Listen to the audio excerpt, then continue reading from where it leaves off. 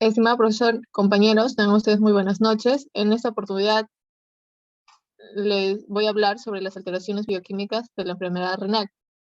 Con ustedes la alumna Sánchez Irigoyen Marita Rocío, de la Universidad Privada Norbert Wiener, en el área de bioquímica.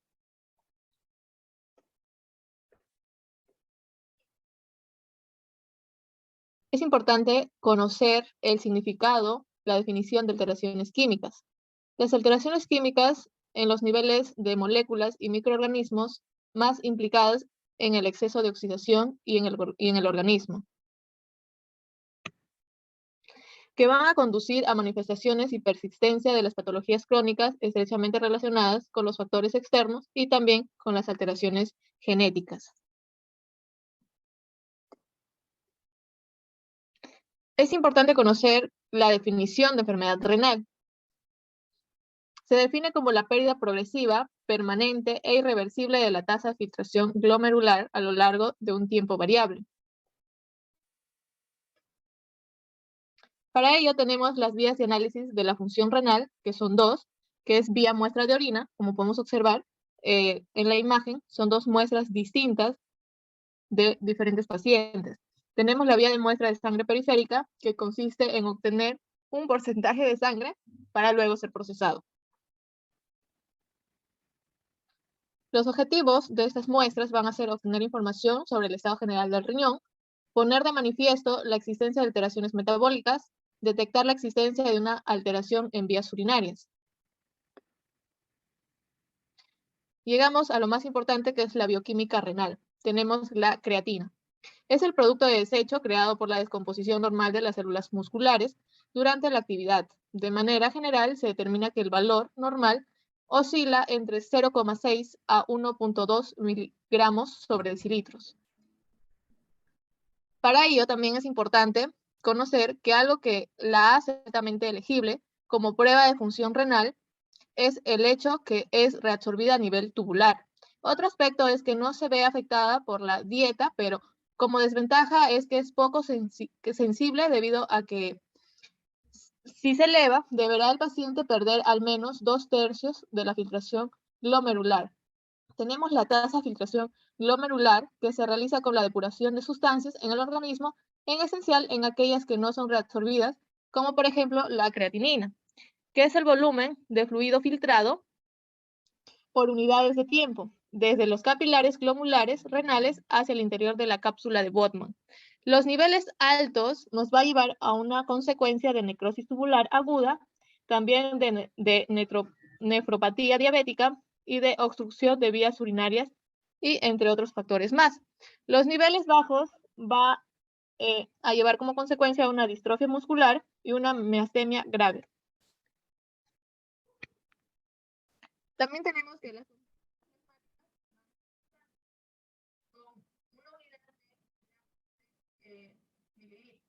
también son sustancias endógenas, no se unen a proteínas plasmáticas, se filtran ligeramente. No se absorbe en los túbulos, no se metaboliza en el riñón y secreta hacia la luz tubular.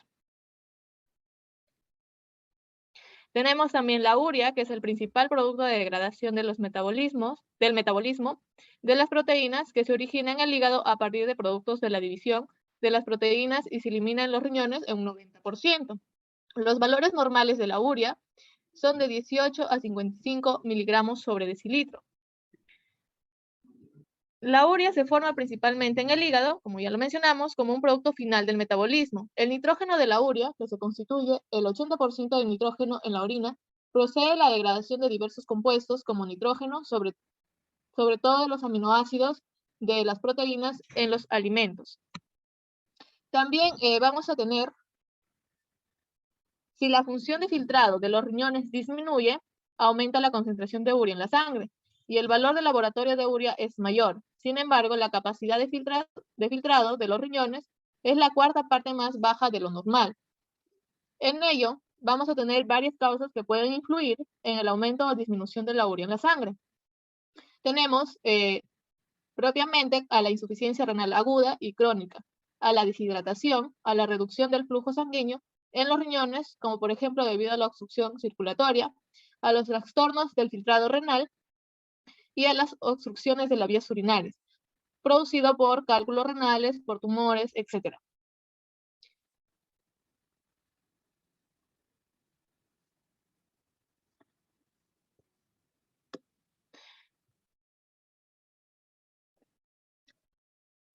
Tenemos una comparación breve del riñón sano versus el riñón dañado. Los riñones sanos filtran alrededor de media taza de sangre por minuto, eliminando los desechos y el exceso del agua para producir orina. Y en el riñón dañado, como se puede ver en la imagen, deja de filtrar la sangre, por lo que la sustancia que anteriormente se encargaba de regular, como la de desechos, el exceso de agua comienza a retenerse en el organismo, ¿no? Y es por ello que los pacientes a veces empiezan a formar edemas, ¿no? A hincharse un poquito. Tenemos también las proteínas que son señal de posible daño renal, ¿no? Para ello, las proteínas en la presencia en la orina generalmente es la proteína de la albúmina. Las altas concentraciones de proteínas le dan a la orina un aspecto espumoso o jabonoso. En muchos trastornos renales, la petiurina se presenta junto a otras anomalías, ¿no? También se dice que la membrana basal glomerular es la barrera muy eficaz para el pasaje de las moléculas más grandes, que la mayoría de proteínas del plasma, principalmente la albúmina, en pequeñas cantidades de proteínas pasa a través de ella hacia el filtrado glomerular, que es parte de la proteína filtrada que se degrada y se absorbe en los túbulos proximales, pero otra parte se excreta en la orina. Pero siempre se va a considerar un límite superior de la excreción urinaria normal de proteínas en una cantidad de 150 miligramos por día. Puede medirse, ¿no?, en muestras de orina de 24 horas o estimarse en muestras al azar mediante la relación entre proteína y creatinina en la orina. También tenemos las causas de la presencia de proteínas en la orina durante poco tiempo. Entre los problemas, ¿no?, que más se presentan son la deshidratación, no tener suficiente agua en el organismo, el estrés intenso, la explosión a las temperaturas muy bajas, exposición a las temperaturas muy bajas, la fiebre, la actividad física muy intensa, y también tenemos cuáles son los síntomas que presenta, de la presencia de proteínas en la orina. Cuando el daño es renal en apenas leve y la concentración de proteínas en la orina es baja, la persona no tiene síntomas.